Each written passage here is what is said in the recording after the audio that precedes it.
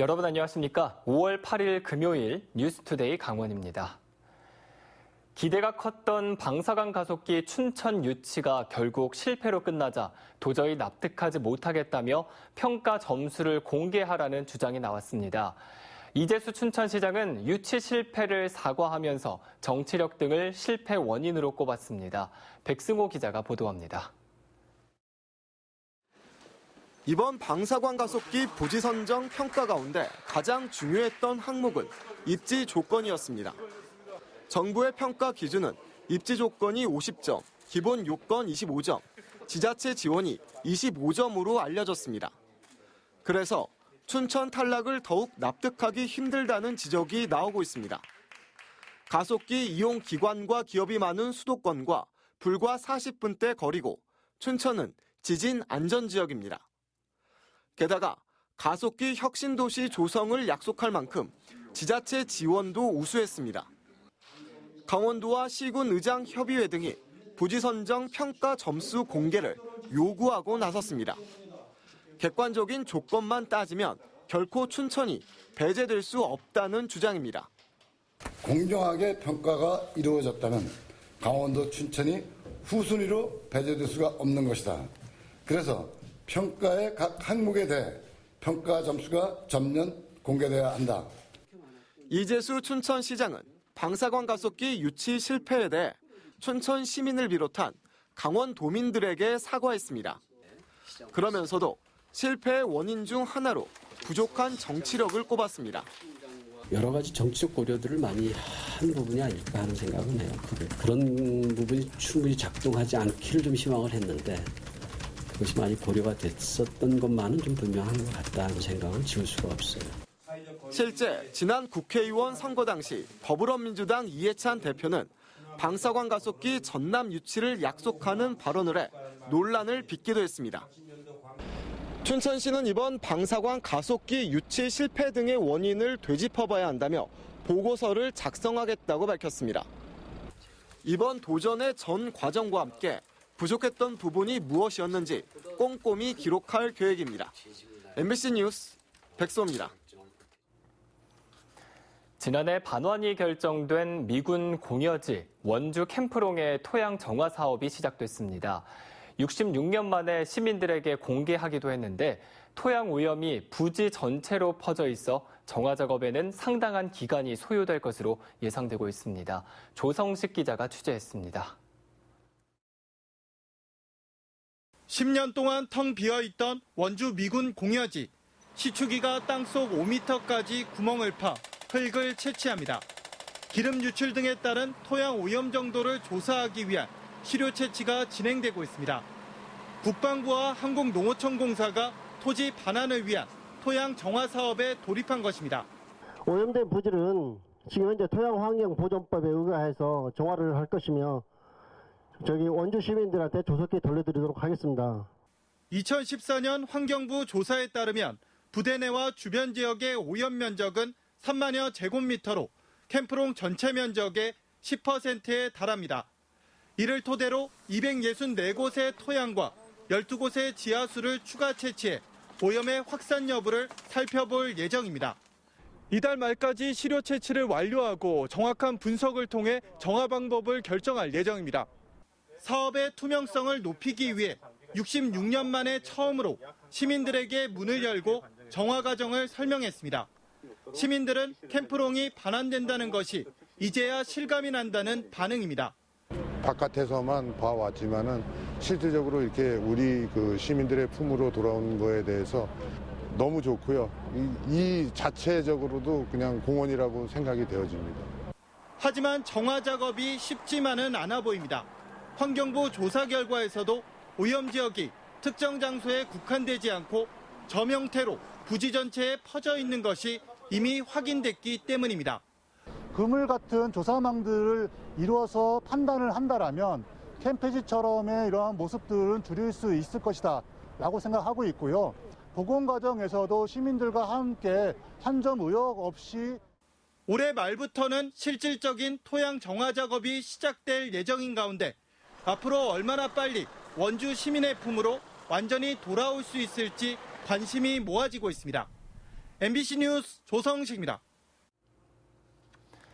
지난 1일 고성 산불 당시 38대의 진화 헬기가 투입돼 조기 진화에 큰 도움이 됐습니다.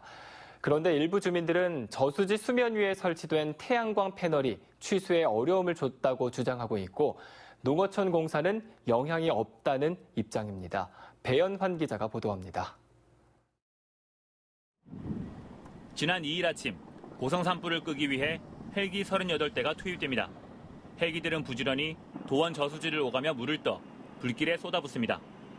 많은 양의 물을 담고 있는 저수지가 산불 현장 근처에 있다 보니 조기 진화가 가능했습니다. 그런데 도원 저수지에는 현재 2200kW 규모의 수상 태양광 발전 사업이 추진되고 있고 일부 태양광 패널이 이미 설치돼 있습니다. 일부 주민들은 저수지에 태양광 패널이 설치돼 있어 산불 당시 헬기가 물을 뜨는데 어려움을 겪었다고 주장하고 있습니다. 패널을 피해 취수 작업을 하느라 시간이 더 오래 걸렸다는 겁니다. 또 태양광 발전 사업이 확대된다면 산불 발생 시 헬기 취수 작업에 지장을 준다는 주장입니다. 이 넓은 저수지에서 아무데나 급할 때는 떼야 되는데 그걸 피해가 떠야 되잖아.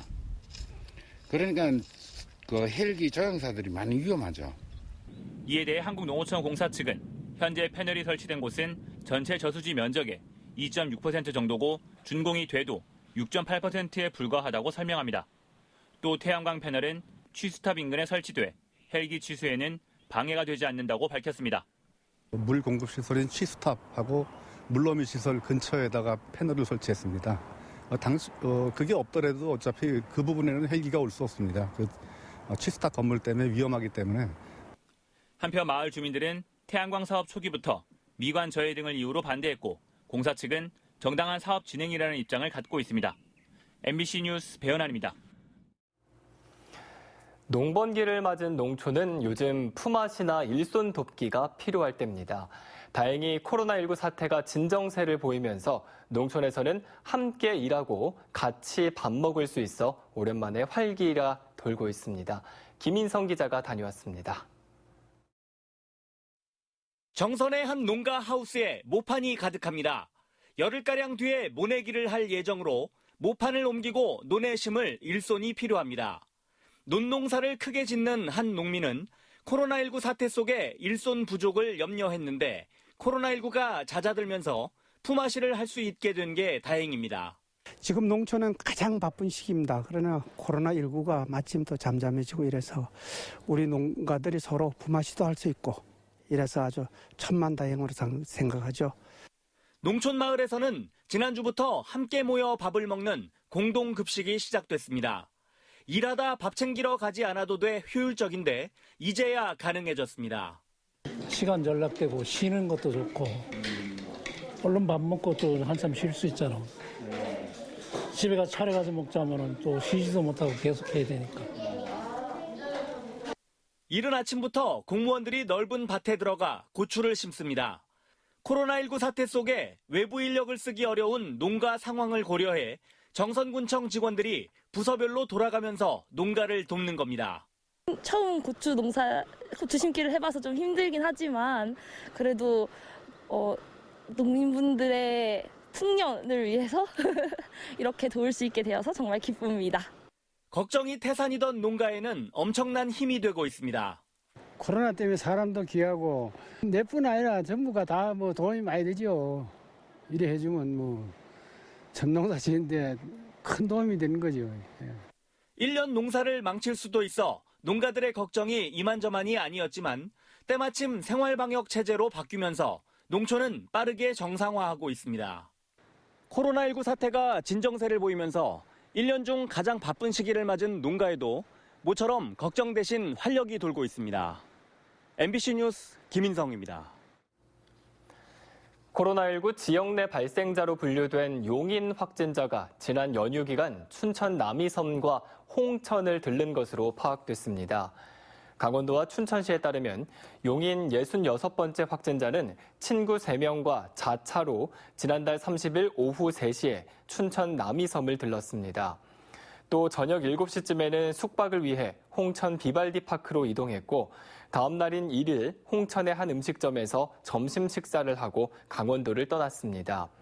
춘천시와 홍천군 보건소는 용인 확진자 등 4명이 모두 대부분 마스크를 착용한 상태로 활동해 밀접 접촉자는 없었다고 밝혔습니다.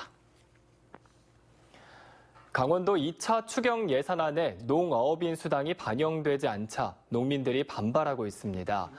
강원도의회 농림수산위원회는 추경 예산안 심사에서 농어업인 수당 지원 조례에 따라 관련 예산을 조속히 반영하라고 강원도에 주문했습니다. 이에 대해 강원도는 코로나19 긴급 지원으로 농어업인 수당 재원 마련이 올해는 힘들다는 게 시장군수협의회의 입장이라고 밝혔습니다. 올해 농어업인 수당 지급이 불투명해지자 전국농민회 총연맹 강원도 연맹은 성명을 내고 연내 지급을 촉구했습니다.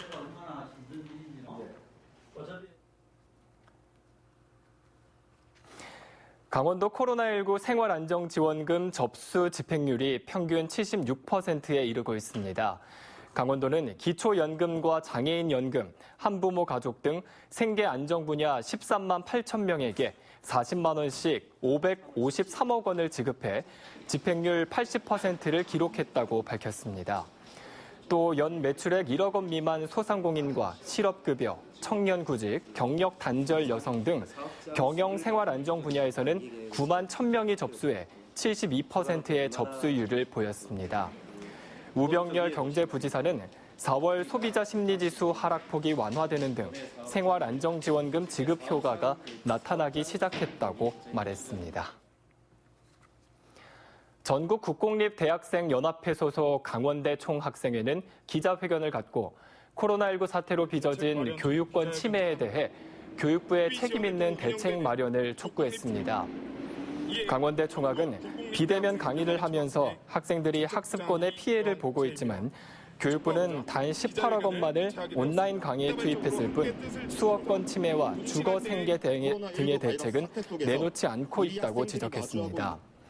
이에 따라 교육부가 학습권 침해에 대해 충분한 재정을 지원하고 이를 위해 학생들이 포함된 3자 협의체를 구성하라고 촉구했습니다.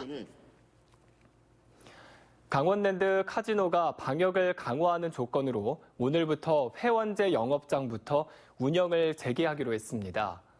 강원랜드는 회원제 카지노 영업장의 경우 사전 예약한 회원만 입장을 시키는 한편 딜러와 고객 사이에 가림막을 설치하고 손님 사이의 간격을 띄우는 조건으로 오늘부터 운영하도록 문화체육관광부의 승인을 받았습니다. 회원제 카지노 영업장은 일반 영업장과는 별도 공간에서 운영되며 일반이 출입하는 카지노 영업장은 재개장 논의가 아직 이루어지지 않고 있습니다.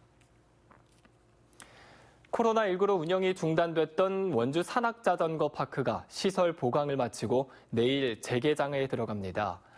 국내 최초의 산악자전거 복합시설로 지난해 5월 문을 연 원주 산악자전거 파크는 크로스컨트리 코스와 엘리트 코스, 다운힐 코스와 장애물 코스 등 전체 길이가 44.2km로 만들어졌고 올해는 초급자용 크로스컨트리와 다운힐 코스 8km가 추가 신설됐습니다.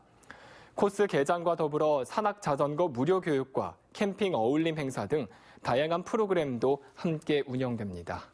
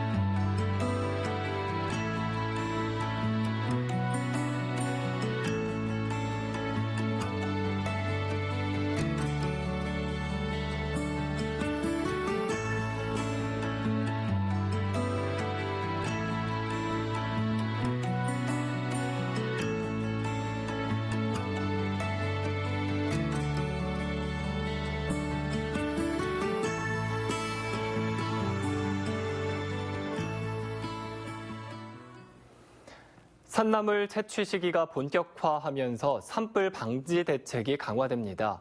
강원도 산불방지대책본부는 건조한 날씨 속에 도내 곳곳에서 입산자 실화로 추정되는 산불이 잇따르자 모든 화기물 소지자에게 과태료를 부과하고 산림특별사법경찰 등을 투입해 입산자 단속을 강화하기로 했습니다.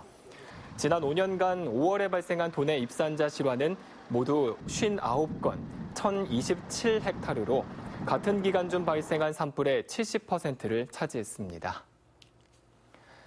강원도교육청은 강원도와 한국화가협동조합과 함께 미술작품 기증 사업을 위한 업무 협약을 체결했습니다.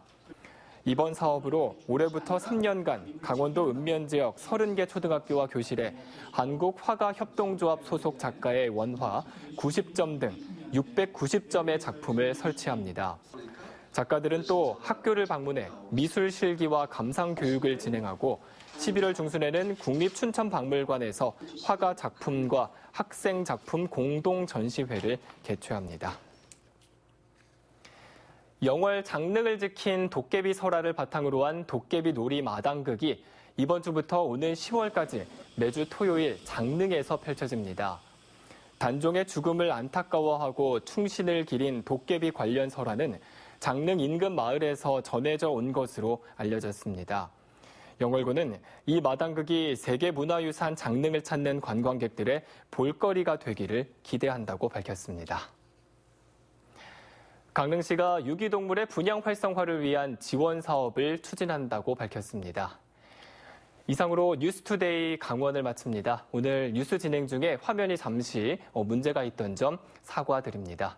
이상으로 뉴스투데이 강원을 마칩니다. 고맙습니다.